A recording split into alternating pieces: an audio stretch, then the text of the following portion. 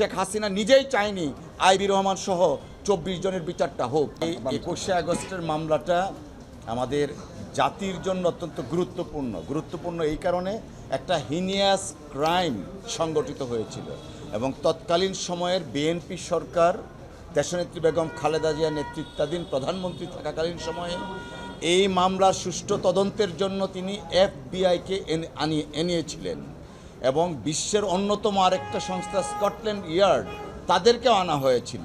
অর্থাৎ বিএনপির পক্ষ থেকে দেশনেত্রী বেগম খালেদা জিয়া প্রধানমন্ত্রী হিসাবে তার মন্ত্রিপরিষদ চেয়েছিল এই মামলার একটা সুষ্ঠু তদন্তে দৃষ্টান্তমূলক শাস্তি হওয়ার জন্য। আনফর্চুনেটলি তখন এফবিআই এবং স্কটল্যান্ড ইয়ার্ড শেখ হাসিনার সাথে কথা বলতে পারেনি। ফরেনসিক এভিডেন্স নেওয়ার জন্য তার গাড়িটাকে পরীক্ষা করতে রিফিউজ করা হয়েছিল। অর্থাৎ প্রথম থেকেই শেখ হাসিনা ওয়াজেদ এই মামলাটা ভিন্ন খাতে প্রবাহিত করতে চেয়েছিলেন এবং তৎকালীন সময়ে কাদের সিদ্দিকের সংসদে কি বলেছিল এই মামলা সংক্রান্ত আপনারা সাংবাদিকরা জানেন। ভারতের প্রখ্যাত সাংবাদিক কুলদীপ নায়ার যুগান্তরে একটা কলাম লিখেছিল এই ঘটনাকে কেন্দ্র করে, সেটাও আপনারা জানেন। আজকে আমি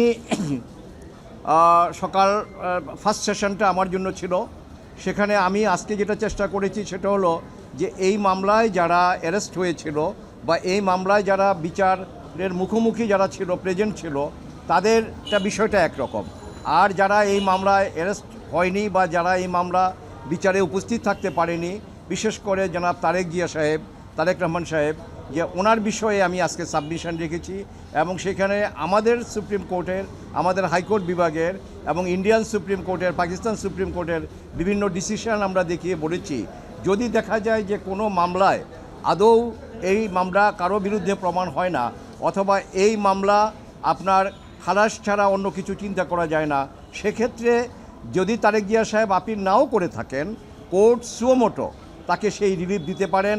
যে ধৈর্য সহকারে, অত্যন্ত পেশেন্স নিয়ে, অত্যন্ত টলারেন্স নিয়ে মাননীয় আদালত দীর্ঘদিন আমাদের এই আপিলটা শুনলেন এবং আজকে আপিল শুনানি শেষ হয়েছে। আগামী 4 সেপ্টেম্বর 2025 ওই দিন এই মামলা রায়ের জন্য দিন ধার্য করা হয়েছে। আমি আল্লাহ রাব্বুল আলামিনের দরবারে শুকরগুজার করছি যে এটা অত্যন্ত কষ্ট। আসসালামু আলাইকুম প্রিয় দর্শক, কেমন আছেন সকলে? আশা করি সকলে ভালো আছেন। বাংলাদেশে যে উত্তেজিত রাজনৈতিক প্রেক্ষাপট এবং যে পরিস্থিতি চলতেছে তারই আলোকে আজকের এই গুরুত্বপূর্ণ ভিডিও, যার মধ্য থেকে 21শে আগস্ট গ্রেনেড হামলা মামলায় আপিলের উপর রায় সেপ্টেম্বরে। 21শে আগস্ট গ্রেনেড হামলা মামলায় বিএনপির ভারপ্রাপ্ত চেয়ারম্যান তারেক রহমান আসামিদের খালাসের হাইকোর্টের রায়ের বিরুদ্ধে রাষ্ট্রপক্ষের করা আপিলের উপর রায়ের জন্য আগামী 4 সেপ্টেম্বর তারিখ ধার্য করেছে আপিল বিভাগ। আপিলের উপর পঞ্চম দিনের আজ বৃহস্পতিবার শুনানি শেষে প্রধান বিচারপতি সৈয়দ আরাফাত আহমেদ নেতৃত্বাধীন 6 সদস্যের আপিল বিভাগ রায়ের এই তারিখ ধার্য করেছে।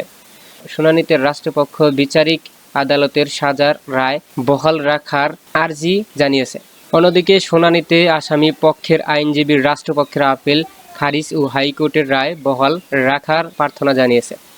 আশা করি ভিডিওর শুরুতে আরও ছোট ছোট বিশেষ অংশ দেখে বুঝতে পেরেছেন যে আজকের ভিডিওটা কতটা গুরুত্বপূর্ণ এবং কিভাবে এই 21শে আগস্ট গ্রেনেড হামলা মামলাকে ইঙ্গিত করেছে। তাই বলে আপনি যদি ভিডিওটি চালু দিয়ে থাকেন অবশ্যই না টেনে ভিডিওটি শেষ পর্যন্ত দেখার অনুরোধ রইল। সেই সাথে আপনি যদি আমাদের চ্যানেলের নতুন দর্শক হয়ে থাকেন তাহলে অবশ্যই ভিডিওটি লাইক, চ্যানেলটি সাবস্ক্রাইব করে সাথে থাকুন এরকম লেটেস্ট আপডেট নিউজ সবার আগে পাওয়ার জন্য। আর ইতিমধ্যে যদি সাবস্ক্রাইব করে থাকেন তাহলে তো আপনাকে অসংখ্য ধন্যবাদ। আমরা কথা না বাড়িয়ে চলে যাই সেই কাঙ্ক্ষিত গুরুত্বপূর্ণ নিউজ স্ক্রিনে।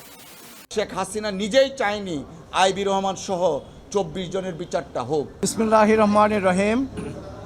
আমি আল্লাহ রাব্বুল আলামিনের দরবারে শুকরিয়া জ্ঞাপন করছি যে এই জন্য যে তিনি আমাদেরকে, আমি সহ আমার ডিফেন্স টিমে আমরা যারা ছিলাম, আমাদেরকে তৌফিক দিয়েছেন যে এই দীর্ঘদিন এই মামলা সেই 2008 থেকে যখন এটা ট্রায়াল শুরু হলো আজকে পর্যন্ত টেনে আনা, এটা অত্যন্ত পরিশ্রমের কাজ ছিল এবং বিশেষ করে হাইকোর্ট ডিভিশনে খালাস হওয়ার পরে আমাদের সর্বোচ্চ আদালতে অ্যাপেলেট ডিভিশনে এই আপিল যখন শুরু হলো, সেখানে আপনারা জানেন যে আমাদের অ্যাপেলেট ডিভিশনের 7 জন মাননীয় বিচারপতি মহোদয়রা আছেন, কিন্তু একজন বসতে পারেন না কারণ উনি হাইকোর্ট বিভাগে রায় দিয়েছেন।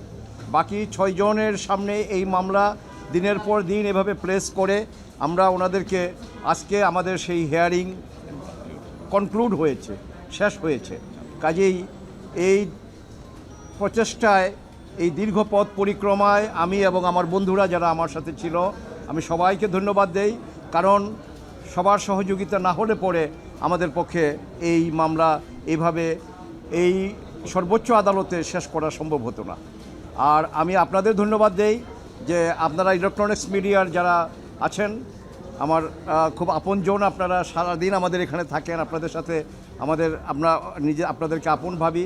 আপনাদের সহযোগিতা এই জন্য আমরা স্বীকার করছি কৃতজ্ঞতার সাথে, কারণ আপনাদের মাধ্যমে 18 কোটি মানুষ এই যে বিচারের নামে যেই প্রহসন ছিল এবং যে বিচার করা হয়েছে সেই বিচারের আদ্যপান্ত যেটা আমরা কোর্টে বলেছি বা যেটা আমরা আপনাদের মাধ্যমে জাতির কাছে একটা বার্তা দিতে চাই, সেটা দিতে পেরেছি। আপনাদেরকেও ধন্যবাদ।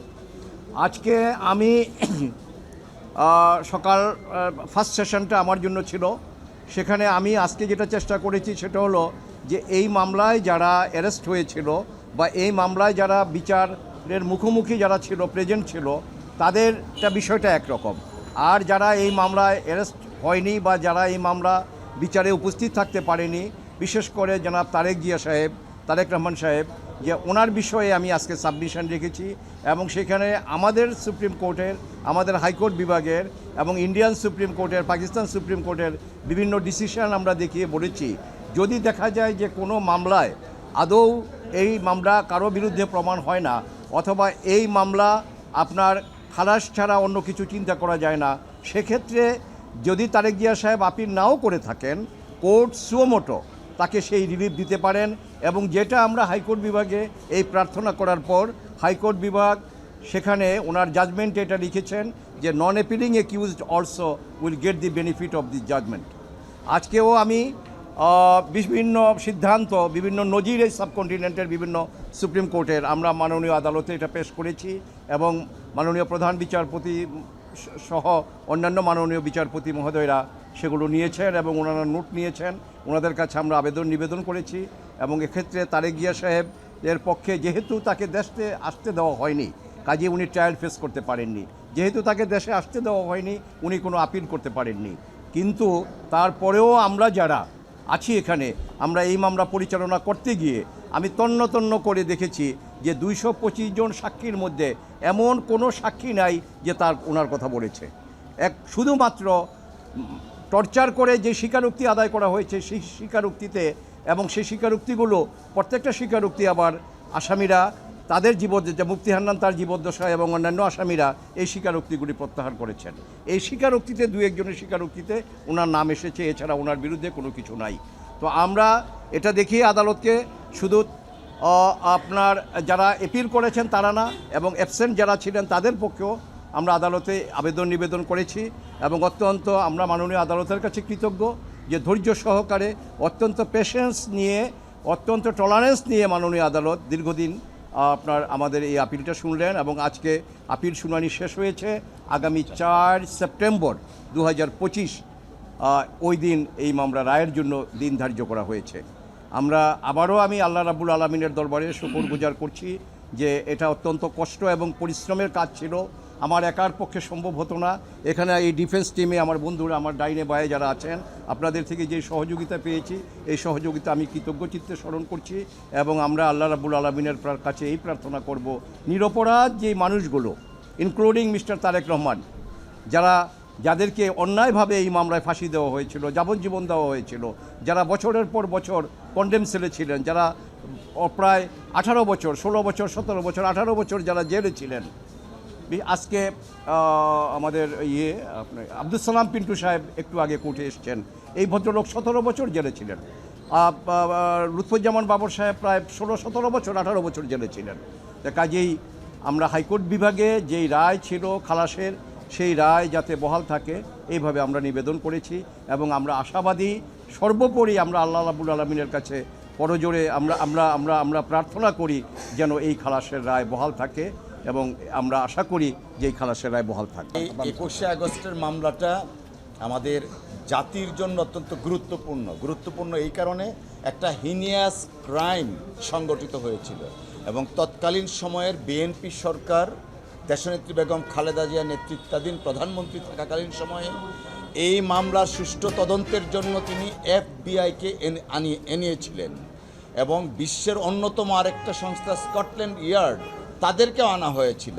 অর্থাৎ বিএনপির পক্ষ থেকে দেশনেত্রী বেগম খালেদা জিয়া প্রধানমন্ত্রী হিসাবে তার মন্ত্রিপরিষদ চেয়েছিল এই মামলার একটা সুষ্ঠু তদন্তে দৃষ্টান্তমূলক শাস্তি হওয়ার জন্য। আনফর্চুনেটলি তখন এফবিআই এবং স্কটল্যান্ড ইয়ার্ড শেখ হাসিনার সাথে কথা বলতে পারেনি। ফরেনসিক এভিডেন্স নেওয়ার জন্য তার গাড়িটাকে পরীক্ষা করতে রিফিউজ করা হয়েছিল। অর্থাৎ প্রথম থেকেই শেখ হাসিনা ওয়াজেদ এই মামলাটা ভিন্ন খাতে প্রবাহিত করতে চেয়েছিলেন এবং তৎকালীন সময়ে কাদের সিদ্দিকের সংসদে কি বলেছিল এই মামলা সংক্রান্ত আপনারা সাংবাদিকরা জানেন। ভারতের প্রখ্যাত সাংবাদিক কুলদীপ নায়ার যুগান্তরে একটা কলাম লিখেছিল এই ঘটনাকে কেন্দ্র করে, সেটাও আপনারা জানেন। কেন হঠাৎ করে মুক্তাঙ্গন থেকে উইদাউট নোটিস তাদের পার্টি অফিসের সামনে নিয়ে গেল 15 মিনিটের ব্যবধানে, আর ওখানেই একটা বোমা সংগঠিত হলো। Unfortunate event. আমরা প্রত্যাশা করেছিলাম যে একটা ন্যায় বিচার হবে এবং প্রকৃত দোষীদের শাস্তি হবে, কিন্তু দেখা গেল যে প্রকৃত দোষীদের শাস্তি দিতে গেলে হয়তো থলের বিড়াল বের হয়ে যাবে, যে কারণে শেখ হাসিনা তার রাজনৈতিক উদ্দেশ্য এবং প্রতিহিংসার হিসাবে জনাব তারেক রহমান সাহেবকে এই মামলায় অন্তর্ভুক্ত করলেন শুধুমাত্র রাজনৈতিক কারণে। প্রকারান্তরে শেখ হাসিনা নিজেই চায়নি আইবি রহমান সহ 24 জনের বিচারটা হোক, যে কারণে তিনি রাজনৈতিক প্রলেপ দিলেন, দিয়ে আমাদের আইন শৃঙ্খলা রক্ষাকারী বাহিনী তথা যে সাংগঠনিক কাঠামো আছে সেই কাঠামোটা ভেঙে দিয়েছেন, যেটা আজকে শিশির মনির সাহেব তার সাবমিশনে বলেছেন। আমরা প্রত্যাশা করছি আমরা ন্যায় বিচার পাব। জনাব তারেক রহমান সাহেবকে এই মামলায় রাজনৈতিক উদ্দেশ্য প্রণোদিত হয়ে প্রতিহিংসা বশবর্তী হয়ে শেখ হাসিনার ইচ্ছায় এই মামলায় জড়িত করা হয়েছে। মহামান্য হাইকোর্ট বিভাগ তাকে খালাস দিয়েছেন। আমরা প্রত্যাশা করছি ন্যায় বিচার পাব এবং মহামান্য অ্যাপিলেট ডিভিশন জনাব তারেক রহমান সাহেব সহ অন্যান্য আসামিদেরকে খালাস দিবেন। আমি আশা করি আজকের ভিডিওটি আপনি খুবই গুরুত্বপূর্ণ এবং মনোযোগ সহকারে দেখছেন। আজকের ভিডিওটি সম্পর্কে আপনার যদি কোনো মতামত বা প্রশ্ন থাকে তাহলে অবশ্যই কমেন্ট করে জানাতে বলবেন না। যেহেতু আজকের ভিডিওটি আমরা শেষ প্রান্তে চলে এসেছি, আমরা ভিডিওটি শেষ করার আগে ছোট্ট একটি অনুরোধ করি, আপনি যদি আমাদের চ্যানেলের নতুন দর্শক হয়ে থাকেন তাহলে অবশ্যই ভিডিওটি লাইক, চ্যানেলটি সাবস্ক্রাইব করে আমাদের সাথে থাকুন এরকম লেটেস্ট আপডেট নিউজ সবার আগে পাওয়ার জন্য। আর ইতিমধ্যে যদি সাবস্ক্রাইব করে থাকেন তাহলে তো আপনাকে অসংখ্য অসংখ্য ধন্যবাদ। আমরা কথা না বাড়িয়ে আপাতত আজকের ভিডিওটি এখানে শেষ করে দিই। দেখা হচ্ছে পরবর্তী লেটেস্ট আপডেট নিউজ বা খবরের সাথে। ধন্যবাদ এতক্ষণ সাথে থাকার জন্য।